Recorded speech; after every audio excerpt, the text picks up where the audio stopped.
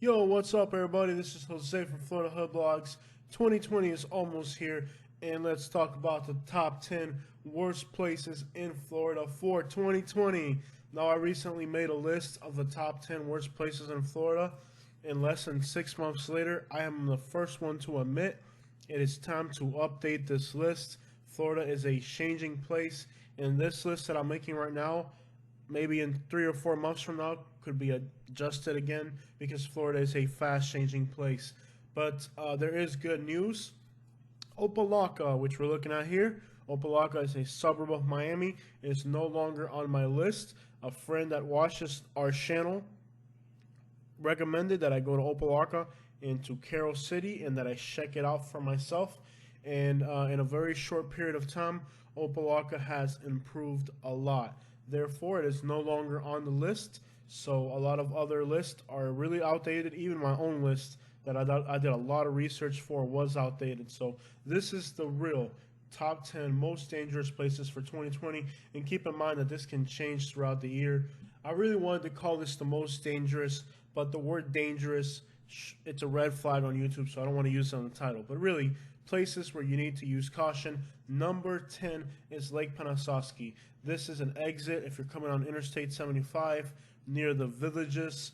It's a great area that has a lot going for it. The lake is beautiful. However, you need to use caution when you get off at this exit, especially if you go into the town itself. There's a lot of poverty. There's a lot of drug use. There's vehicles, bicycles, pedestrians, tricycles, golf carts, tractors, lawnmowers on the road at night, no lights, trucks hauling trailers, drunk, boats with no lights behind them. It's very dangerous, and if you're driving through there at night, especially at night, you need to be careful not only for crime, but also for people driving really unsafe. Another place where you really need to be careful, and it tied at number 10 because I couldn't make up my mind over which one was going to make this spot.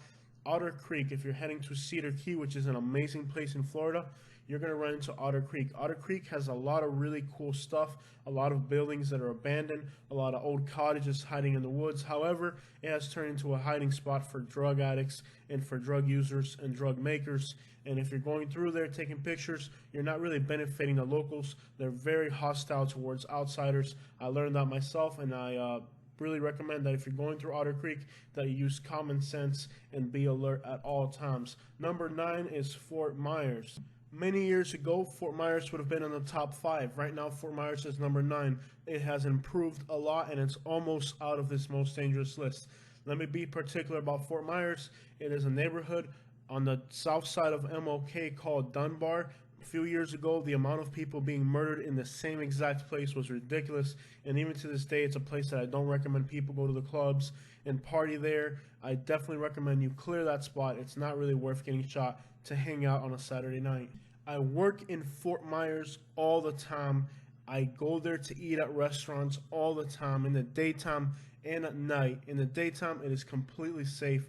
Fort Myers is a safe city throughout the entire city. However, at night, you need to be really, really careful, especially in the high crime areas. Like I said, I work there. I'm familiar with the place, and I am constantly in the worst places of Fort Myers for work, or it's just to hang out at stores and places that I like to shop and eat. I love Fort Myers.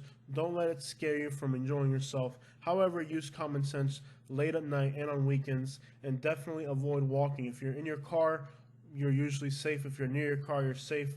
Fort Myers is the type of place where it may appear quiet, but on a place that appears quiet, you look at the news and there were murders the night before. So Fort Myers, don't let it scare you from enjoying the city, but definitely use common sense, especially nights and weekends.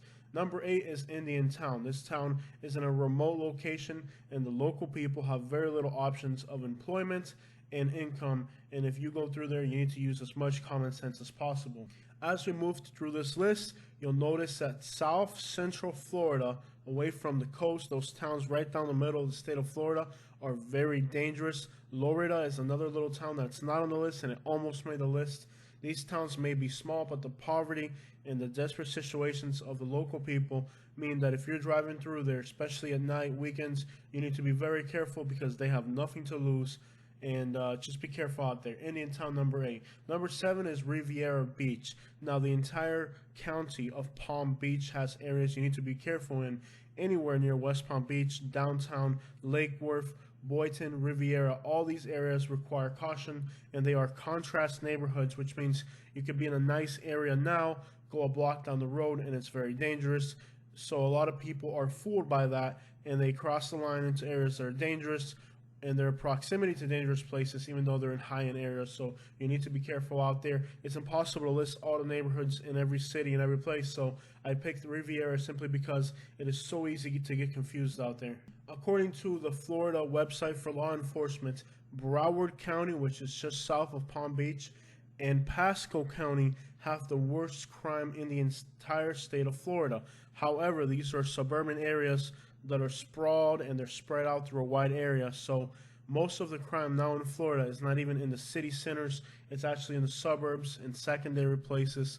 So even though Broward County and Pasco County have in general the highest crime rates, by far higher than Tampa, Orlando, and Miami, and in some categories even combined, the crime is really spread out and it's not concentrated. So this list is more about places where the crime is concentrated.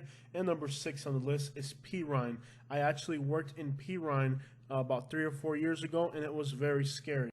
The challenges that the South Miami neighborhood has to face are horrible. They are away from everything. They are commutes. They are a traffic jam. They're in the middle of everything, but there's nothing for people to actually be able to improve their lives. The same can be said about Florida City and Homestead City and some parts of South Miami nearby. There are many drug users, and some of the drug users on drugs like Flocka. I remember when I worked in front of my office, a lady would come every single day. She would stand in front of my office and she would scream at cars at the top of her lungs. It was terrifying. And sadly, after a while, you just became used to it because it was a normal thing to see that. The drugs in this area, the drug users, have really made PERRINE a dangerous place. It is possible that the proximity to Kendall and to other really nice communities right across US 1, that the proximity to those really good places will eventually help PERRINE become a better place. However, it leaves absolutely nowhere in Dade County for the poorest people in the county, those with no education and no employment prospects, to be able to find a place to live. So it's definitely a tough situation in South Miami. Number 5 is Highway Park. With housing becoming unaffordable for poor people along the coast, places like Central Florida, far inland, have become increasingly dangerous.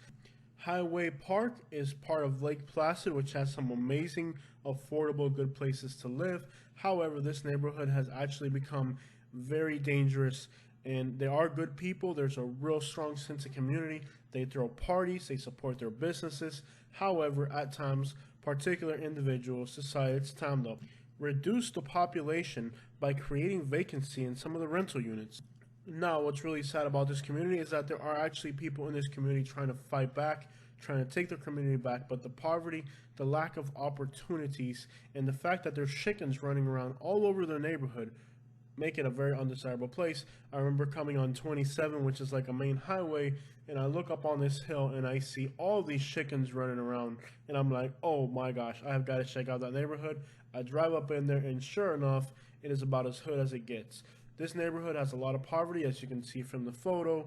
It's a really poor place, very little opportunities, and sadly, some people are trying to make it better, but there's too many people that would rather reduce the population of their community. Sometimes maybe even at random. I don't know how it works. Avon Park is another place that has a hangout spot. This particular part of Avon Park is a place where people gather, and occasionally when they gather, some people get shot. Oh well, it's just a bad place to hang out. Avon Park, again, lack of opportunities, lack of employment. They do have affordable housing, but not considering what people are getting paid. Besides, standing around on a street corner or outside of a market doesn't really make you any money. So I don't know how they're making money. Oh yes, I do know how they're making money. There's open air drug markets. So Avon Park is one of those places where you really don't want to go there unless you're looking for your next fix. On the weekends, the crowds can get very big, and actually can be very scary because some of the people in the crowd, if they don't know who you are, hey, who that car over there now? And they come up to you, and then it's really scary if you're not a local. I actually drove into a parking spot where there's too many people, and they knew that I wasn't from there because it's a very small community, and they were all angry at why somebody that ain't from around here coming around here. So Avon Park, definitely avoid the more urban parts of the city. There's a neighborhood that's particularly notorious stay out of Avon Park if you don't have any business there. Number 3 is BELLE, GLADE, Florida. Another case where large crowds get dangerous. BELLE, GLADE is a place where a lot of people go to hang out. People from even other towns go there on the weekends just to hang out. The crowds get very large. However, by about 8:39, it's probably time to clear the scene and let the fools do what they do best, which is eliminate each other. If you've never seen so many people outside in a small town, it's very, very scary for an outsider, but I've actually been in those crowds, and people are very friendly. And I stand out like a German tourist. The people are friendly, the crowds are friendly. However, once it gets late at night, usually it turns out that somebody ends up getting shot. They are putting cops there, and the events start pretty nice. People are hanging out.